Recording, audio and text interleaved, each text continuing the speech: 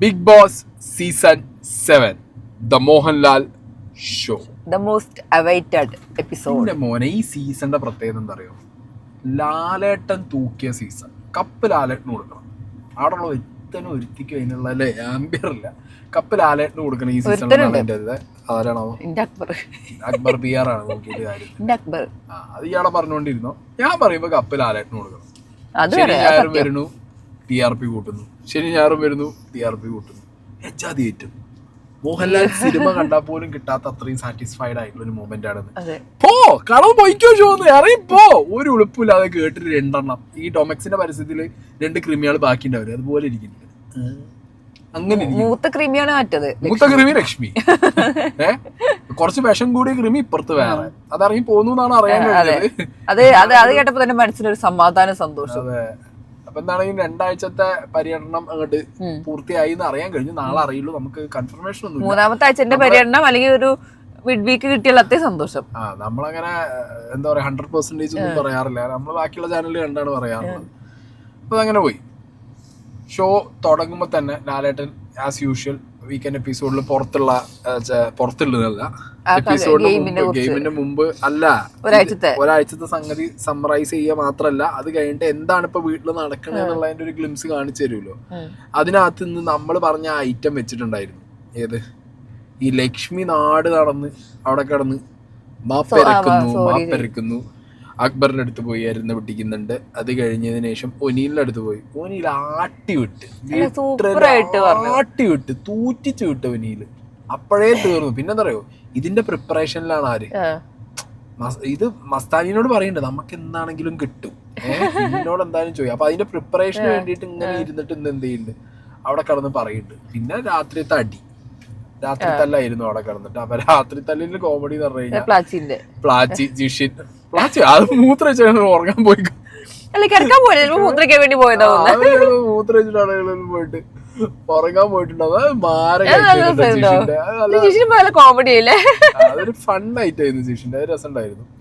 അങ്ങനെ അവിടെ കിടന്ന് ലക്ഷ്മീനെ വരട്ടി ഒനീല അടിച്ചോട് കൂടി അല്ല ലക്ഷ്മിയുടെ മുഖത്തൊക്കെ അല്ല പുച്ചല്ല. ഒനീല് പറഞ്ഞപ്പെട്ടല്ലോ ഞാൻ പെട്ടു ഗൈസ് ജാങ്കോ ഞാൻ പെട്ടു. ആ അവസ്ഥയിൽ പോയിരുന്നു ഇന്ന് ലക്ഷ്മിന്റെ മുഖം അവിടുന്ന്. പിന്നെ അത് കഴിഞ്ഞതിന് ശേഷം ആ ടാസ്കിനെ കുറിച്ച് ലാലേട്ടൻ പറഞ്ഞു.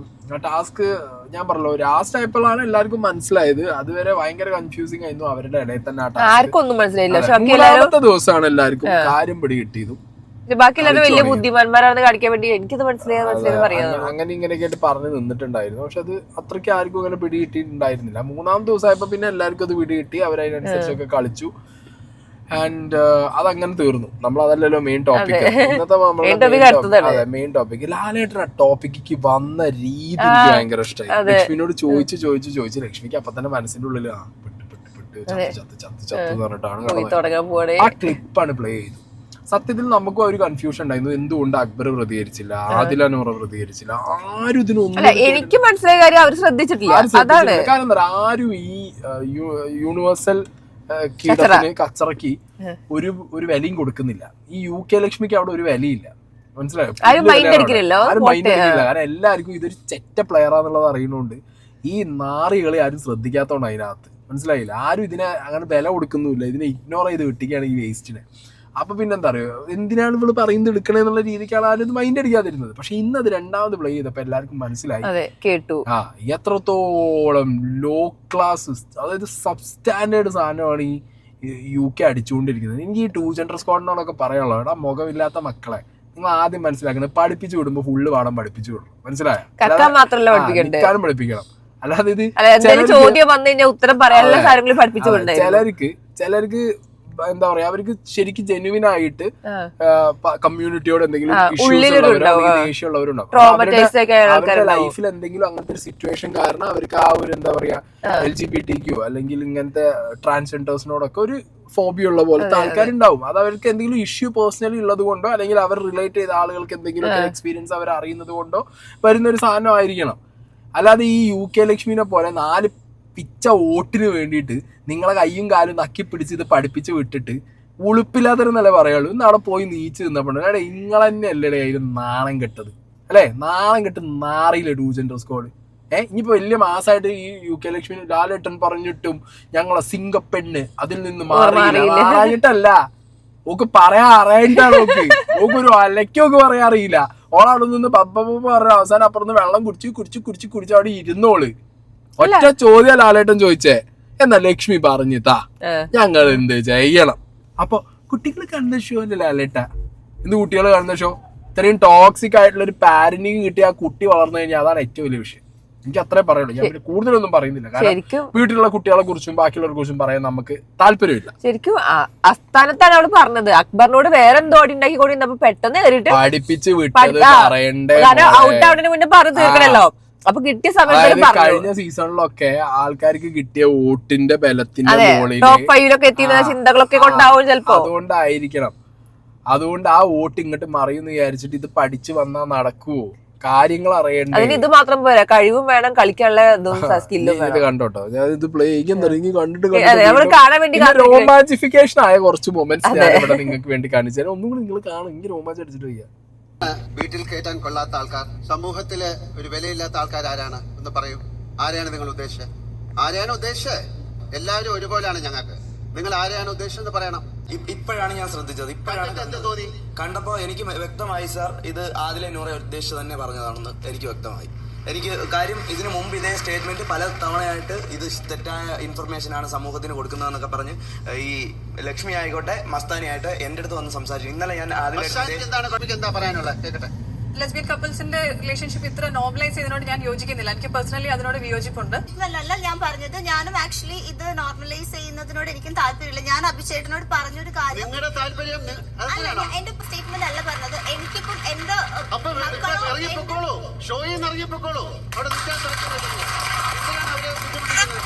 ലാലേട്ടൻ പറഞ്ഞ ഒറ്റ കാര്യം, എന്റെ വീട്ടിലേക്ക് ഞാൻ കൊണ്ടുവരുക. പിന്നെ അബി പൊരിച്ച് അബി നീച്ചെന്നുള്ള കാര്യം പറഞ്ഞു. അബി പറഞ്ഞു ഇത് ആദിലേനി നോറേനെയാണ് പറഞ്ഞത്, കൺഫേം ആണ്. അപ്പോഴുള്ള ഒരു കയ്യടി കണ്ടില്ലേ? അബി കൃത്യമായിട്ട് അതെന്താ അബിനോട് ഒരു പലപ്പോഴായിട്ട് പോയിട്ട് പറഞ്ഞിട്ടുണ്ട് ഇങ്ങനെ അവരുടെ വീട്ടിൽ എന്നൊക്കെ പറഞ്ഞിട്ട്. ഈ മസ്താനി ഉണ്ടല്ലോ, മസ്താനി ഞാൻ നേരത്തെ പറഞ്ഞല്ലോ ഏത് സ്റ്റാൻഡാന്ന് എനിക്ക് മനസ്സിലായില്ല. ഇവള് ബസ് സ്റ്റാൻഡും കഴിഞ്ഞ് സൂപ്പർ സ്റ്റാൻഡും കഴിഞ്ഞ് ലോ ക്ലാസ് സ്റ്റാൻഡും കഴിഞ്ഞ് ഇവളെ ഏത് തേർഡ് റേറ്റ് സ്റ്റാൻഡാന്ന് എനിക്ക് മനസ്സിലാവണില്ല. ഒരു കൊല്ലം മുന്നേ ചാനലിൽ ഇന്റർവ്യൂ വിളിക്കാൻ വേണ്ടിയിട്ട് ഇവളെ വിളിച്ചിരുത്തിട്ട് ഇവരുടെ റിലേഷനെ കുറിച്ച് ഗ്ലോറിഫൈ ചെയ്ത് വർത്താനം പറഞ്ഞ ഇവളാണ് ഇപ്പൊ ഇരുന്നിട്ട് ഈ പറയുന്നത് എനിക്കിത് അങ്ങോട്ട് നോർമലൈസ് ചെയ്യുന്നതിന് താല്പര്യം. ഉള്ളിപ്പുണ്ടോ? ഉള്ളിപ്പ് മാനമുണ്ടോ ഇത് മാറ്റി പറയുന്നതിന്? ഇത്തിരെങ്കിലും ഉണ്ടോ? ഒരു ഷോന്റെ അകത്ത് പോവാണെന്ന് വെച്ചിട്ട് അവനാന്റെ സ്വയം എന്താ ക്യാരക്ടർ പണയം വെച്ചിട്ടാണോ പോകേണ്ടത്? ഏത് രീതിക്കും അവിടെ നേരെ നിൽക്കാൻ, അല്ലെങ്കിൽ ഏത് രീതിക്കും അവിടെ പിടിച്ചു നിൽക്കാന്ന് പറഞ്ഞിട്ട് ഇതൊക്കെ എന്ത് ഗെയിമാണ് ഇതൊക്കെ? വൃത്തികെട്ട game. Double stand multi stand ഇത് വേറെ മസ്താനി വേറെ എന്ത് പറയാൻ എനിക്ക് വിഷയം ഉണ്ടായിരുന്നില്ല. മസ്താനി ഒരു കൊല്ലം മുന്നേ ഇവരെ വിളിച്ചെടുത്തിട്ട് ഇന്റർവ്യൂ എടുത്തിട്ട് ആ ഇന്റർവ്യൂലേക്ക് എന്താ ഇത് പൊക്കിപ്പറിച്ചില്, അതായത് എത്രയോ വർഷങ്ങളായിട്ട് 6 വർഷം 4 വർഷമായിട്ട് തകരാത്ത ബന്ധം എന്നൊക്കെ പറഞ്ഞിട്ട് പൈസ കൊടുത്ത് പണിയെടുക്കണം അവിടെ. അപ്പൊ ഇത് പൈസ കൊടുത്ത് പണിയെടുക്കുന്ന സാധനമല്ല. അപ്പൊ അതൊക്കെ ശരിക്കും ആലോചിക്കണം. അവനാനൊരു സ്റ്റാൻഡ് ഉണ്ടാവില്ല. ഇപ്പൊ ബാക്കിയുള്ള സ്റ്റാൻഡിനെ കുറിച്ചിട്ട് വായ തോരാതെ കമന്റ് ഇടാനും വർത്താനം പറയാനൊക്കെ ഈ മസ്താനിക്ക് പറ്റൂലോ? ഈ മസ്താനി പല ആൾക്കാരുടെയും വീഡിയോന്റെ അടിയിൽ കമന്റ് ഇട്ടിട്ടൊക്കെ നമ്മൾ കണ്ടിട്ടുണ്ട്. ഡബിൾ സ്റ്റാൻഡ് ആണ്, നിങ്ങളുടെ ഡബിൾ സ്റ്റാൻഡ് എനിക്ക് ഇഷ്ടമല്ല കമന്റ് ഇട്ട ആൾക്കാർ നമുക്കറിയാം. അതിനൊക്കെ നടക്കുമല്ലേ? അപ്പൊ അവനാന്റെ ജീവിതത്തിൽ അവനാനൊരു സ്റ്റാൻഡ് എന്തായാലും ഞാനൊരു സ്റ്റാൻഡ് മേടിച്ചു തരാം. അവിടെ കിട്ടും 100 രൂപയ്ക്ക് 4 എണ്ണം. ഞാൻ ആ സ്റ്റാൻഡ് 4 മേടിച്ചു തരാം. അതിലൊന്ന് ഇരുന്നോട്ടോ ഇറങ്ങിയതിനു ശേഷം. ഇരിക്കാനുള്ള യോഗ്യത ഇല്ല, പോയി നിക്ക് കുറച്ചേരം. കാല് നീട്ടിരിക്കട്ടെ, നല്ല ക്ഷീണം കാണും. മോങ്ങി പുറത്തു കിടക്കണമെങ്കിൽ മലർന്നവിടെ കിടന്നാ മതി, നല്ലതാണ്. അവസ്ഥാനോട് അത്രേ പറയുള്ളൂ. വേറെ ഇനിയിപ്പോ പോയല്ലേ ഡബിൾ സ്റ്റാൻഡ് എനിക്ക് ഇഷ്ടമല്ല. വായ തോർന്ന് ഡയലോഗ് അടിക്കാൻ നല്ലതുണ്ട്. കളിച്ചിരുന്നു, ഇല്ലാന്ന് പറയുന്നില്ല. കേറിയ വയൽക്കാടില് എന്ത് കളി വീട്ടിലത്തെ കാര്യങ്ങൾ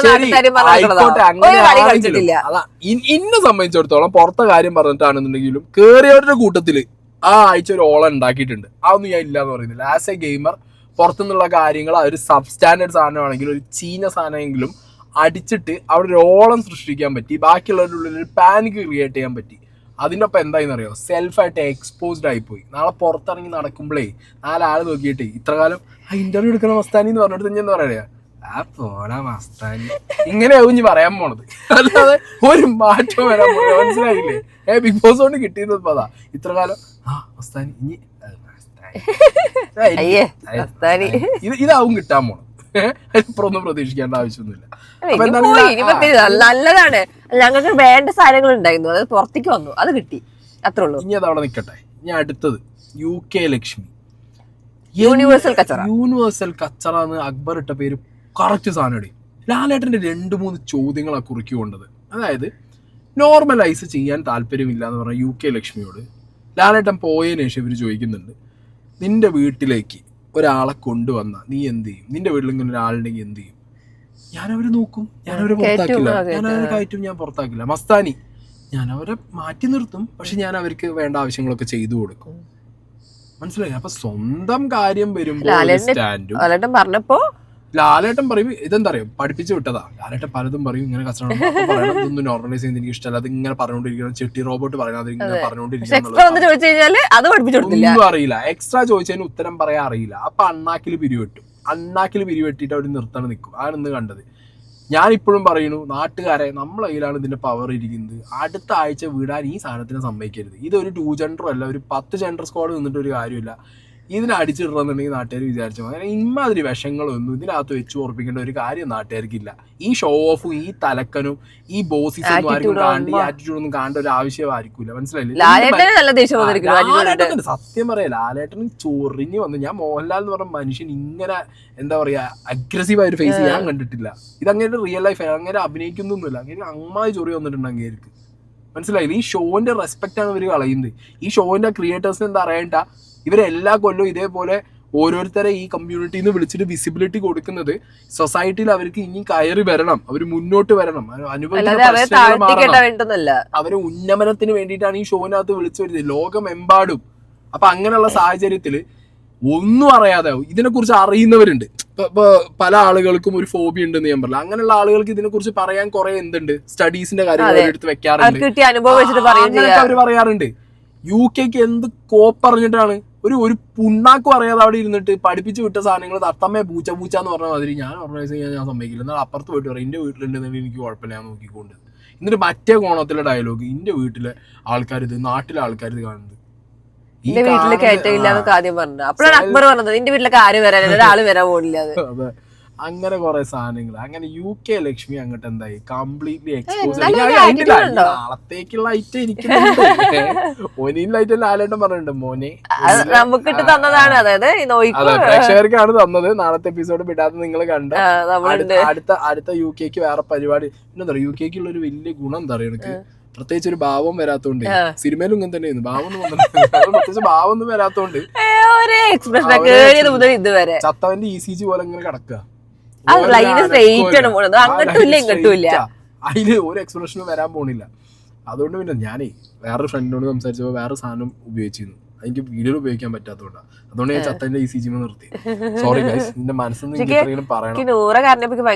സത്യം പറയാ, ഒനിയില് കരഞ്ഞപ്പോ, നൂറ് കരഞ്ഞപ്പോ, എന്ത് ഒലക്കേന്റെ മൂഡിനാണ് ഇവർ ഈ പറഞ്ഞ. ഇവരുടെയൊക്കെ പേഴ്സണൽ ഫ്രീഡത്തിൽ കയറിയിട്ട് കളിക്കേണ്ട കാര്യം എന്താണ് എനിക്ക് അതാണ് മനസ്സിലാവാത്തത്. എന്ത് ഒലക്കൊക്കെയാണ് ഇത് കാണിക്കുന്നത്?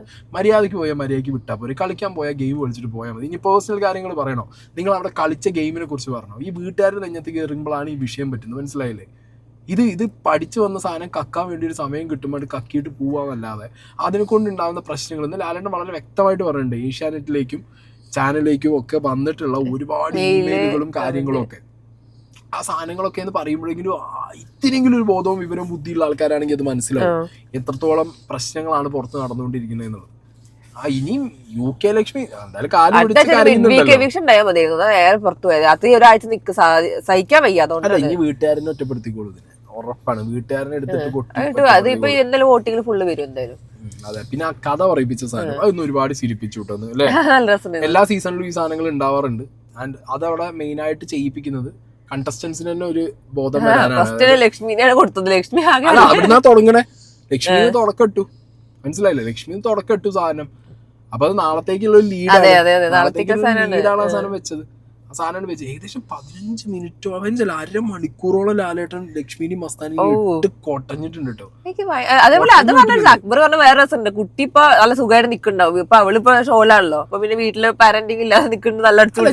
കാര്യം വേട്ടെ, ആദില പറഞ്ഞൊരു കാര്യമുണ്ട് ഇതിനകത്ത്. അതായത് ഇതാരും കണ്ട് ഇൻസ്പയർ ആവുന്ന ഒരു കാര്യം. ഇത് എന്നോടും പലരായിട്ട് സംസാരിക്കാൻ പറ്റും. എന്നോട് പലരും എന്റെ ഫ്രണ്ട് സർക്കിളിലുള്ള ആളുകൾ ഒരുപാട് പേരുണ്ട്. അതായത് ഇങ്ങനത്തെ ട്രാൻസ്ജെൻഡേഴ്സിന് ഇഷ്ടപ്പെടാത്ത അല്ലെങ്കിൽ ലെസ്ബിയൻ കപ്പിൾ അങ്ങനത്തെ ഒന്നും കോൺസെപ്റ്റ് ഇഷ്ടപ്പെടാത്ത ആളുകളുണ്ട്. അവരെന്നോട് പറയുന്നത് എന്താ അറിയോ, ഇത് സൊസൈറ്റിയെ ഇൻഫ്ലുവൻസ് ചെയ്യും, കുട്ടികളെ ഇൻഫ്ലുവൻസ് ചെയ്യും, ഇവരൊക്കെ ഇൻഫ്ലുവൻസ് ചെയ്യുന്നതാണ് പറയുന്നത്. ആദില നോറ ആരിൽ നിന്ന് ഇൻഫ്ലുവൻസ് ചെയ്തതാണ്? അവർക്ക് എവിടുന്ന് ഇൻഫ്ലുവൻസ് കിട്ടി? ആ ചോദ്യത്തിന് ഇവർക്ക് ഉത്തരം ഉണ്ടോ? ഇല്ലല്ലോ. ആദിലെന്ന് പറഞ്ഞൊരു കാര്യമുണ്ട്, ഞങ്ങൾ ജീവിച്ചത് എബ്രോഡാണ്, അതും എവിടെയാ? ഒരു അറബ് രാജ്യത്ത്. ആ അറബ് രാജ്യത്ത് ഇതിനെക്കുറിച്ച് സംസാരിക്കുന്നതും പറയുന്നതും വരെ പ്രൊഹിബിറ്റഡ് ആണ്. അങ്ങനെയുള്ളൊരു സ്ഥലത്ത് ഇവരെ സ്വയം സ്വത്തം മനസ്സിലാക്കി വന്നത്, അവർ മെച്യൂറായിട്ട് അവർക്ക് അതിനുള്ള ഏജ് എത്തിയപ്പോഴാണ് അവർക്ക് തിരിച്ചറിവ് വന്നത്. ഓക്കെ, അവർക്ക് ഇങ്ങനെയാണ്, ഒരു ആണിനോടല്ല താല്പര്യം, ഒരു സ്ത്രീക്ക് സ്ത്രീയോടാണ് താല്പര്യം, അത് ഞങ്ങൾ രണ്ടുപേരും എന്നുള്ളത് അവർ മനസ്സിലായത്. അല്ലാതെ ഇത് എവിടെയും അതെ, അത് അവർക്കൊരു എന്താ പറയാ, അവരാരെയും കണ്ട് ഇൻസ്പയർ ആയതല്ല, ആരും അവർക്ക് അത് ഇൻജക്ട് ചെയ്ത് കൊടുത്തതല്ല, ഒന്നുമല്ല. ഇത് ഇവിടെ മാത്രമല്ല, ഞാനിവിടെ ഇതിനു മുമ്പ് എനിക്ക് തോന്നുന്നൊരു ഒരു വർഷം മുമ്പ്, കുറച്ച് മാസങ്ങൾക്ക് മുമ്പ് ഇവർ കൊടുത്തൊരു ഇന്റർവ്യൂല് ഇവരിത് പറയുന്നത് നിങ്ങൾ ശ്രദ്ധിച്ച് കേക്ക്. ആണെന്നുള്ളൊരു സംഗതി, ഭയങ്കര പൊസസീവ്നെസ് നമ്മൾ റിലേഷൻഷിപ്പിലൊക്കെ കാണുന്ന പോലെ തന്നെയുള്ള സംഗതികളൊക്കെ തോന്നി. പക്ഷെ അത് ഫ്രണ്ട്ഷിപ്പ് ആണെന്നുള്ള രീതിക്കാണ് അപ്പോഴും വിചാരിച്ചത്. പക്ഷെ ബട്ട് സ്റ്റിൽ എന്തോ ഒരു സ്പാർക്ക് ഉണ്ടായിരുന്നു, അത് ഫിഗർ ഔട്ട് ചെയ്യാൻ പറ്റിയിട്ടുണ്ടായിരുന്നില്ല. കാരണം നമ്മൾ കണ്ടുവരുന്ന അങ്ങനെയല്ലല്ലോ. ഞങ്ങൾ കണ്ടുവരുന്നത് എന്താ വെച്ചാൽ എല്ലായിടത്തിലും ഒരു ഹെട്രോസെക്ഷൽ റിലേഷൻഷിപ്പ്, പിന്നെ സെയിം സെക്സ് റിലേഷൻഷിപ്പ്. നമ്മൾ അവിടെ സൗദിയിൽ പഠിച്ചുകൊണ്ടിരിക്കുമ്പോൾ ഞങ്ങൾ കാണുന്നില്ല, ഞങ്ങൾക്ക് അതിൻ്റെ ഒരു അറിവുമില്ല. നാട്ടിലൊക്കെ നമ്മൾ വെറുതെ പറഞ്ഞെങ്കിലും അങ്ങനെയൊക്കെ സ്കൂളിലൊക്കെ അങ്ങനെ പറയല്. അവിടെ അങ്ങനെയൊന്നുമില്ല. നമ്മൾ സ്കൂളിൽ പോകുന്നു, റൂമിൽ വരുന്നു, പിന്നെയും പോകുന്നു, അങ്ങനത്തെ ഒരു ലൈഫ് സ്റ്റൈലായിരുന്നു അവിടെ. അപ്പം അതിനെപ്പറ്റി ഒന്നും അറിയില്ല. അപ്പം നമ്മളിങ്ങനെ ഗൂഗിളൊക്കെ ചെയ്ത് നോക്കുമ്പോൾ വെലിങ്ങനെ കണ്ടില്ല, പക്ഷെ ചെറുതായിട്ട് ചിലവരെ കണ്ടായിരുന്നു. സൂഫി, അഞ്ജലി, അവർ പുറത്താണ്, ഒരാൾ പാകിസ്ഥാനി, ഒരാൾ ഇന്ത്യനാണ്. അപ്പം അവരുടെയൊക്കെ ഇത് കണ്ടപ്പോൾ ഓക്കെ, അപ്പോൾ ഇങ്ങനത്തെ സംഭവം ഉണ്ടല്ലേ എന്നൊക്കെ ഉള്ളൊരു സാധനം അടിച്ച് പിന്നെ ഇഷ്ടമായി, അത് മുന്നോട്ട് കൊണ്ടുപോകണമെന്ന് തോന്നി. അങ്ങനെ ഇപ്പോൾ ഇവിടെ വരെ എത്തി. കേട്ടല്ലോ. അതായത് എന്താ സംഭവിച്ചെങ്കിൽ ഇവരുള്ളത് പുറത്താണ്, എബ്രോഡുള്ള സമയത്ത് ഇവർക്ക് എന്തില്ല, ഈ ഇവിടെയൊന്നും ഈ പറഞ്ഞ പോലെ അക്സെപ്റ്റ് ചെയ്യുന്ന സ്ഥലമല്ല. ഇതിനെ കുറിച്ച് സെർച്ച് ചെയ്താലൊന്നും നിങ്ങൾക്ക് അധികം കിട്ടൂല, അല്ലെങ്കിൽ ഇതിനെ കുറിച്ച് ആരും ഒന്നും പറയാത്തൊരു സമയം. സ്കൂളിൽ ഇപ്പൊ നമ്മളൊക്കെ സ്കൂളിലും നമ്മുടെ സൊസൈറ്റിക്കകത്ത് വേണമെന്നുണ്ടെങ്കിൽ അറ്റ്ലീസ്റ്റ് വീട്ടിലെങ്കിലും, അല്ലെങ്കിൽ ഇതേപോലെ ഷോസ് നടക്കുന്ന സമയത്തോ അല്ലാന്നുണ്ടെങ്കിൽ കുറച്ച് മുമ്പ് ആദില നോറയൊക്കെ എന്ന് പറഞ്ഞാൽ 10-25 വയസ്സുള്ള കുട്ടികളായിരിക്കും. അവർ സ്കൂളിൽ പഠിക്കുന്ന സമയം എന്ന് പറഞ്ഞാലും ഓൾമോസ്റ്റ് ഈ ഷോ തുടങ്ങുന്ന സമയമായിരിക്കും. 10 കൊല്ലം മുമ്പ് പറഞ്ഞു കഴിഞ്ഞാൽ ഷോ ഉണ്ട്, ഷോ സ്റ്റിൽ എക്സിസ്റ്റിംഗ് ആണ്. വേറെ കുറെ ലാംഗ്വേജിലൊക്കെ ഈ ഷോസ് ഇല്ലേ, ഒരുപാട് സ്ഥലങ്ങളിൽ ഷോസ് ഉണ്ട്. ട്രാൻസ്ജെൻഡർ കമ്മ്യൂണിറ്റിക്ക് വിസിബിലിറ്റി കൊടുത്തു വരുന്ന, അതിനെക്കുറിച്ച് സംസാരിക്കുന്ന സമയങ്ങളാണ് അതൊക്കെ. അപ്പൊ അങ്ങനത്തെ സാഹചര്യത്തില് നമ്മളെ സൊസൈറ്റിക്കകത്ത് ഇതിനെ കുറിച്ചുള്ള ചർച്ചകൾ നമ്മളെ നാട്ടിൽ നിൽക്കുമ്പോൾ കുട്ടികൾ കേൾക്കാനുള്ള പല മാർഗങ്ങളുണ്ട് എന്ന് വിചാരിക്കാം. ഈ എബ്രോഡുള്ള ഇവർ, അത് അറബ് രാജ്യത്തുള്ള ഇവർ അതിനെക്കുറിച്ചൊന്നും കാണാനും അത് കണ്ട് ഇൻസ്പയർ ആവാനും അല്ലെങ്കിൽ അതിൽ നിന്ന് ഇൻഫ്ലുവൻസ്ഡ് ആവാനുള്ള ഒരു വഴി പോലും ഇല്ലാത്തൊരു രാജ്യത്ത് ജനിച്ച് വളർന്ന് പഠിച്ച ആളുകൾ എങ്ങനെയാണ് ഇങ്ങനെയായേ? അതിനുള്ള ചോദ്യത്തിനുള്ള ആർക്കെങ്കിലും കൊടുക്കാൻ പറ്റൂ? ഒരുത്തനും അതിനുള്ള ഉത്തരം കൊടുക്കാൻ പറ്റില്ല. സോ ഇതൊരു മനുഷ്യന് വരുന്ന ചേഞ്ചസ് ആണ്, ഹോർമോണൽ ചേഞ്ചസ് ആണ്. അപ്പൊ ഇത് ജനറ്റിക്കലി വരുന്ന എന്തെങ്കിലും ഒരു ഹോർമോണൽ ചേഞ്ച് കാരണം അവർക്ക് വരുന്ന ഒരു ഫീലിങ്സ് ആണ്. ഇത് പലരും മനോരോഗമൊന്നും പലരും പറയുന്നത് മാനസിക രോഗമാണ്, ഇതിന് ചികിത്സിച്ചാൽ അങ്ങനെ ചികിത്സിച്ചാൽ മാറ്റുകയാണെങ്കിൽ നിങ്ങൾ മാറ്റി നോക്കുക. ആരെങ്കിലും നിങ്ങളെ കൊണ്ട് പറ്റാൻ പറ്റുന്നെങ്കിൽ ഒരു സ്പെസിമെൻ എടുത്ത് നിങ്ങളും ചികിത്സിച്ച് മാറ്റി. അപ്പൊ അതിനൊന്നും ഉത്തരമില്ല ഇവിടെ. ഇനി ഈ ഇങ്ങനത്തെ ലെസ്ബിയൻ, ഗേ അല്ലെങ്കിൽ ട്രാൻസ്ജെൻഡേഴ്സിനൊന്നും ഇഷ്ടമില്ലാത്തവരാന്ന് വിചാരിച്ചോ. ഓക്കെ, നിങ്ങൾക്ക് ആർക്കും ഇവരെ ഇഷ്ടമല്ല. നിങ്ങൾ എന്തിനാ why you are coming to this show then? എന്തിനാ നിങ്ങൾ ഈ ഷോയിൽ വരുന്നത്? അപ്പൊ എന്താ ആവശ്യം? ഇവരെ വെച്ചുകൊണ്ട് നിങ്ങൾക്ക് വിസിബിലിറ്റി ഉണ്ടാക്കണം. അത് ഡബിൾ സ്റ്റാൻഡ് അല്ലേ? മനസ്സിലായോ? അതായത് ഈ ഷോ ബിഗ് ബോസ് എന്ന് പറഞ്ഞ ഷോയില് ഏഷ്യാനെറ്റ് ആണെങ്കിലും എൻറ്റമോൾ ഷൈൻ ആണെന്നുണ്ടെങ്കിലും കമ്മ്യൂണിറ്റിനെ കൊണ്ടുവന്ന് വിസിബിലിറ്റി കൊടുക്കുന്നുണ്ട്. ഓക്കെ, വിസിബിലിറ്റി കൊടുക്കാൻ വേണ്ടി തന്നെയാണ് അവർ കൊണ്ടുവരുന്നതും അവർക്ക് വിസിബിലിറ്റി കൊടുക്കുന്നതും. അങ്ങനെ വിസിബിലിറ്റി കൊടുക്കുന്ന ഒരു ഷോവിനകത്ത് വന്ന് ഞങ്ങൾ അവരെ എതിർത്ത് കഴിഞ്ഞാൽ ഞങ്ങൾക്ക് കുറച്ച് വിസിബിലിറ്റിയും ഫെയിമും ഉണ്ടാവും എന്ന് വിചാരിച്ചിട്ടല്ലേ നിങ്ങൾ കയറി വരുന്നത്. നിങ്ങൾക്ക് ഇത് നോർമലൈസ് ചെയ്യണ്ട, അല്ലെങ്കിൽ നിങ്ങൾക്ക് ഇതിനോട് ഇത്രയും വലിയ എതിർപ്പ് കാര്യമുള്ളത് കയറി ഒന്ന് ഊക്ക് മേടിച്ചിട്ട് പുറത്തിറങ്ങി പോകാനോ? എന്താ ഉണ്ടായില്ല? കഴിഞ്ഞ കൊല്ലം ഷോയിലും അഭി കയറി വന്നു, അഭിക്ക് കാർഡ് കിട്ടി. ഇപ്പൊ UK ലക്ഷ്മി വന്നു, UK ലക്ഷ്മി പറഞ്ഞു, UK ലക്ഷ്മിക്ക് എന്ത് കിട്ടി? പണി കിട്ടി. പണി മേടിക്കാൻ എന്തിനായിരുന്നു കയറി പോരുന്ന ആവശ്യം? അപ്പൊ നിങ്ങൾ പറയും ഞങ്ങൾ ഇതിനെ എതിർക്കില്ല. നിങ്ങൾ സൊസൈറ്റിയിൽ നിന്ന് എതിർത്തോ? അല്ല, ഈ UK ലക്ഷ്മി പറഞ്ഞ ആളുണ്ടല്ലോ, പുറത്തിറങ്ങിയിട്ട് വല്ലതും കുറിച്ച് പറഞ്ഞിട്ടുണ്ടോ? ഇങ്ങനെ ഉണ്ടെങ്കിൽ ഇത്ര ഹോമോഫോബിക് ആയിട്ടുള്ള ആൾക്കാരാണെങ്കിൽ ഈ UK ലക്ഷ്മി എന്ന് പറഞ്ഞ സാധനം എക്സിസ്റ്റിംഗ് ആയിട്ട് അറിയില്ല. അതെ, ഓക്കെ, ഇപ്പൊ ബാക്കി ഞാൻ പറഞ്ഞല്ലോ വേറെ കണ്ടസ്റ്റൻസും അല്ലെങ്കിൽ ബാക്കിയുള്ളവരൊക്കെ എന്ന് പറഞ്ഞു കഴിഞ്ഞാൽ ഇതിനു മുമ്പും അവര് ഇതേപോലെ അതെ അങ്ങനെ ഈ ഒരു സ്ത്രീ അങ്ങനെ ചെയ്യുന്നുണ്ടെങ്കിൽ ആദ്യം ചെയ്യണമായിരുന്നു, പ്രതിഷേധിക്കണായിരുന്നു, സോഷ്യൽ മീഡിയയിൽ പോസ്റ്റ് ഇട്ട് ഞാൻ നടക്കണമായിരുന്നു. കണ്ടിട്ടില്ല. ഇപ്പൊ നമ്മളെ സീസണിൽ കയറിയ അബി, എനിക്ക് അബിനെ ഓൾറെഡി അറിയാം, അബിക്ക് ഓൾറെഡി പ്രശ്നങ്ങൾ ഇട്ടതും അബി ഇതിനെ കുറിച്ച് സംസാരിച്ചതിനെ കുറിച്ചൊക്കെ നമുക്കറിയാം. സോ അവനൊരു ഇഷ്യൂ ഉണ്ട് എന്നുള്ളതും അവനത് കുറെ കാലമായിട്ട് ഫോളോ ചെയ്യുന്ന ഒരുത്തനാന്നുള്ളതും നമുക്ക് അറിയുന്നതുകൊണ്ട് വലിയ സീനില്ല. കാരണം അയാൾ അങ്ങനെയാണ്. ഈ UK ലക്ഷ്മിനെ ഞാൻ എവിടെയും എക്സിസ്റ്റ് ചെയ്യുന്ന ഇപ്പൊ നിങ്ങൾ ചോദിക്കുന്നത് ഈ ആരുടാന്നൊക്കെ ചോദിക്കും. ഇങ്ങനെയുള്ള ആളുകൾ, അതായത് ട്രാൻസ്ജെൻഡേഴ്സിനെ എതിർക്കുന്ന ആളുകൾ അല്ലെങ്കിൽ ഇങ്ങനത്തെ കമ്മ്യൂണിറ്റികളെ എതിർക്കുന്ന ആളുകളൊക്കെ ആയിട്ട് എന്താ പറയുക ഡെയിലി ബേസിസിൽ അല്ലെങ്കിലും വൺസ് ഇൻ എ വൈൽ ഇതേപോലെ ഡിബേറ്റോ അല്ലെങ്കിൽ കച്ചറയോ അല്ലെങ്കിൽ എന്തെങ്കിലും രീതിയിൽ സംസാരിക്കുന്ന ഒരു വ്യക്തിയാണ് ഞാൻ. ഓക്കെ, സംസാരിച്ചിട്ടുള്ള ഒരാളാണ്. അപ്പോൾ ഈ കേരളത്തിൽ എന്തൊക്കെ എക്സിസ്റ്റ് ചെയ്യുന്നതിനെ കുറിച്ച് കുറച്ചൊക്കെ എനിക്ക് ബ്ലൂ ഉണ്ട്. അപ്പോൾ ഇതിനകത്ത് എവിടെയും ഞാൻ ഈ UK ലക്ഷ്മിയെ കണ്ടിട്ടില്ല. മനസ്സിലായില്ലേ? ഈ പേരും ഐഡന്റിറ്റി മാറ്റി വെച്ച് ഏതെങ്കിലും മുഖംമൂടി എടുത്ത് വെച്ചിട്ട് വല്ല കണ്ണാപ്പിന്നോ കിണ്ണാപ്പി എന്നുള്ള പേരിൽ ഈ വല്ല പേജ് ഉണ്ടാക്കിയിട്ട് അതിനിടയിലാണോ ഈ UK ലക്ഷ്മി ഇരിക്കുന്നത് എനിക്ക് അറിയാൻ പാടില്ല. അല്ല, ഇങ്ങനെ ഹോമോഫോബിക് ആയിരുന്ന ആളുണ്ടെങ്കിൽ ആദ്യം സമൂഹത്തിൽ ഇങ്ങനെ പ്രതിഷേധിക്കണമായിരുന്നു, ഇത്ര വലിയ ആളാണെങ്കിലും. അതൊന്നും കാണിക്കാനാണ് ബിഗ് ബോസിൽ വന്നെന്നുണ്ടെങ്കിൽ അതിന് തക്കതായ റീസണും എക്സ്പ്ലനേഷനും കൊടുക്കാൻ പറ്റിയിരുന്ന ഒരു കപ്പാസിറ്റി ഉള്ള ഒരാളെ കയറ്റി വിടേണ്ടിയിരുന്നു, അല്ലെങ്കിൽ കയറി വരേണ്ടി, അല്ലെങ്കിൽ പഠിച്ചത് കറക്റ്റ് സ്ക്രിപ്റ്റ് നോക്കി പഠിക്കണമായിരുന്നു. ഇതൊന്നും ഇല്ലാതെ വന്ന് അണ്ണാക്കിൽ പിരിവെട്ടിയ മാതിരി ഇന്ന് ചോദിച്ച ഒരു ചോദ്യത്തിനില്ല ഞാൻ നോർമലൈസ് ചെയ്യാൻ എനിക്ക് താല്പര്യമില്ല. കഴിഞ്ഞതിന് ശേഷം ഈ റോബോട്ടിന് വേറെ ഒരു പുല്ലും പറയാറില്ല. മനസ്സിലായില്ലേ? അതിലും നല്ലത് അനുമോളായിരുന്നേ. അനുമോളെ PR കറക്റ്റ് പഠിപ്പിച്ചിട്ടുണ്ട്. ഇതിനെ കുറിച്ചൊന്നും പറയരുത്. എനിക്ക് പറയാൻ അനുമോൾ പറഞ്ഞത് ലാലേട്ടൻ പറഞ്ഞു അവർക്ക് അറിയില്ല. അനുമോക്ക് അതിനെ കുറിച്ച് ഐഡിയ ഇല്ല. അപ്പൊ ഏറ്റവും നല്ല സ്റ്റാൻഡേർഡാ. ഞാനിവിടെ ഒന്നും ഇതിനെ കുറിച്ച് പറയുന്നില്ല. അഭിലാഷ് എന്ന് പറഞ്ഞില്ലേ എന്നോട് മസ്താനിയും UK ലക്ഷ്മിയും എന്ന് പറഞ്ഞപ്പോ ലാലേട്ടാ എനിക്ക് ഇതിനെ കുറിച്ച് ഒരു ഐഡിയ ഇല്ല. പക്ഷെ ഞാൻ പറഞ്ഞൊരു കാര്യം, മനുഷ്യത്വം എന്ന് പറഞ്ഞൊരു കാര്യമാണ്. നമ്മളെ വീട്ടിലാണെങ്കിലും ഇപ്പൊ ആരെങ്കിലും അങ്ങനെ ആയിക്കഴിഞ്ഞാൽ നമ്മൾ അവരെ നോക്കണം. അത്രേ ഉള്ളൂ. സിമ്പിളാണ്. മനുഷ്യനായി കാണാൻ പറ്റണം.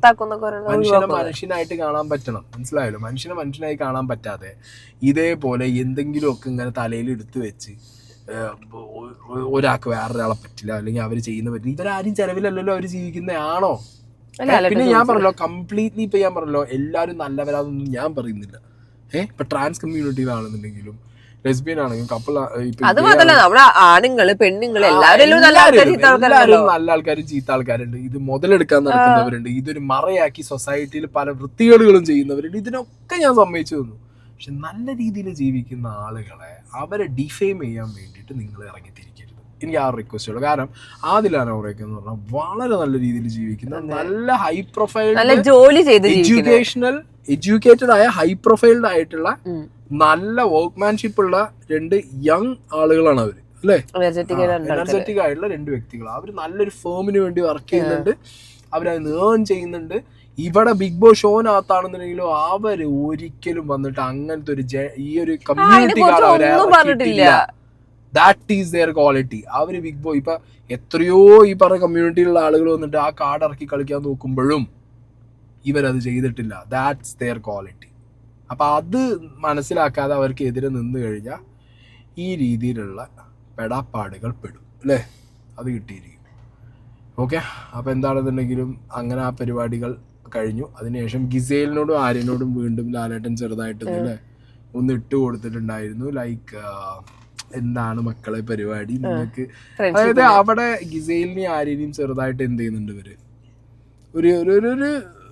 ഒരു രീതിയിൽ പറഞ്ഞ് മനസ്സിലാക്കാൻ ശ്രമിക്കുന്നുണ്ട്. ബാക്കിയുള്ളവർ നിങ്ങളുടെ റിലേഷന്റെ മുകളിൽ ബാക്കിയുള്ളവർക്ക് കൂടി മനസ്സിലാവണം എന്ത് ആര്യന്റെയും ഗിസേലിന്റെയും ഫ്രണ്ട്ഷിപ്പ് ബോണ്ട് എന്ന് പറഞ്ഞത് ലാലേട്ടനാണെങ്കിലും എൻറ്റയർ ഷോവിനാണെങ്കിലും താല്പര്യമുള്ള ഒരു കാര്യമാണ്. അവിടെ പോയി ചൊറിയണ്ടെന്നുള്ള ഒരു സംഗതിയാണ് ഇട്ടുകൊടുത്തത്. അവരവരുടെ ഇഷ്ടത്തിന് വിട്. ബിക്കോസ് അതൊരു വേറെ കണ്ടന്റ് ലൈനാണ്. അത് ബാക്കിയുള്ളവർ മനസ്സിലാക്കിയാൽ നല്ലത്. അല്ലാതെ ഇനി അതിലും കയറി ചൊറിയാൻ നിന്ന് കഴിഞ്ഞാൽ അവരുടെ ഫ്രണ്ട്ഷിപ്പിലും കയറി ചൊറിയാൻ നിന്ന് കഴിഞ്ഞാൽ ബാക്കിയുള്ളവർക്ക് വീണ്ടും പണി കിട്ടാനുള്ള അനീഷും ഷാനവാസും അടിപൊളി കോംബോ. ഷനീഷ് കോംബോ നല്ല രസമുള്ള കോംബോ. അനീഷിനൊന്ന് ഓപ്പൺ അപ്പ് ആവാൻ, അത് അനീഷിന്റെ ഗെയിം ചേഞ്ച് ചെയ്യാൻ വേണ്ടിയിട്ടാണ് ലാലേട്ടൻ അനീഷിനോട് എന്ത് പറഞ്ഞേ മനസ്സ് ഓപ്പൺ ആക്കൂ എല്ലാവരെയും കാരണം ഒരേ പാറ്റേണിലാ പോണേ. അപ്പൊ അനീഷിനെ ഇമ്പ്രൂവ് ചെയ്യിക്കണം എന്ന് ബിഗ് ബോസിന് തന്നെ ഉണ്ട്. അതുകൊണ്ടാണ് ലാലേട്ടൻ വഴി ഒരു ഇൻഡയറക്റ്റ് ഹിന്റ് ആണ് കൊടുത്തത്. അനീഷ് കളി മാറ്റണം എന്നുള്ളതിന്റെ ഒരു ഇൻഡയറക്റ്റ് ഹിന്റ് ആണ് ആ സാധനം പോയിട്ടുള്ളത്. ഓക്കെ, അത് അനീഷിന് മനസ്സിലായാൽ ഇറ്റ്സ് ഗുഡ് ആൻഡ് വെൽ, അല്ലെങ്കിൽ പണി തന്നെയാണ്. ഓക്കെ, അപ്പൊ എന്താണെങ്കിലും കൊള്ളാം. ഇനിയിപ്പോ നാളത്തെ എപ്പിസോഡിൽ അല്ലേ. എന്തായാലും അക്ബറിന്റെ തഗ്ഗുകളൊക്കെ എനിക്ക് ഭയങ്കര ഇഷ്ടപ്പെട്ടു. അതെ, പിന്നെ സേവായി, അക്ബർ സേവായി, ബിന്നി സേവായി, ബാക്കിയുള്ളവരും അവിടെ തന്നെ ഉണ്ട് അല്ലെ. അതെ, കേട്ട ആള് നാളെ വരട്ടെ, മറ്റന്നാള് വരട്ടെ. അതെ, എന്താണെന്നുണ്ടെങ്കിലും ഇനിയിപ്പോ നാളെ അറിയാം. നാളെ അറിയാം. 1 പോവോ 2 പോവോ, 1 വിക്കറ്റ് പോവോ 2 വിക്കറ്റ് പോകുന്ന അറിയാം. 1 വിക്കറ്റ് എന്തായാലും പോകണമെന്നാണ് നാളെ ആഗ്രഹിക്കുന്നത്. നാളത്തെ ഇതേ സമയത്താണ് ഇന്ത്യ പാകിസ്ഥാനും കളി. അത് വേറെ ട്വിസ്റ്റ്. ഓ മൈ ഗോഡ്, സഞ്ജുവിന്റെ 6ഉം ഇവിടെ വിക്കറ്റ്. അപ്പൊ ഓക്കെ, ബൈ. നാളത്തെ പ്രൊമോന് വേണ്ടി ഞങ്ങൾ കാത്തിരിക്കുന്നു. ഞങ്ങൾ വീഡിയോ എടുക്കുമ്പോൾ പ്രൊമോ വന്നിട്ടില്ല, പ്രൊമോ വരുമ്പോ ബാക്കി പറയാം. അതെ, ബൈ.